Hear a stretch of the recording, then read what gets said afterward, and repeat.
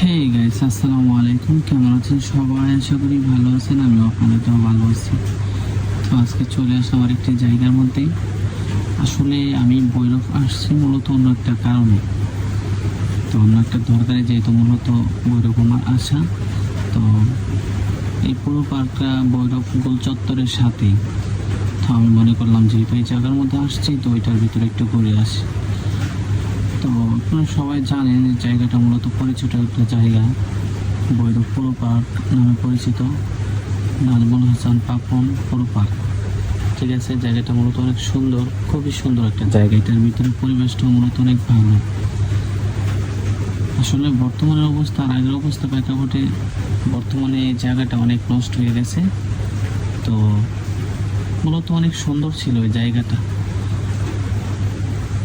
Videography, photography যারা করে মূলত ওনাদের জন্য পারফেক্ট ছিল এই জায়গাটা। আসলে সুন্দর একটা জায়গা, মনোরম পরিবেশ। ভিতরে অনেকগুলো স্পট আছে দেখার মতো, ছবি বা ভিডিও করার মতো অনেক সুন্দর জায়গা ছিল। তো আমি মনে করি যারা যারা এখানে উদ্দেশ্য আসবেন, ঠিক আছে, বর্তমানে না আসাটাই ভালো।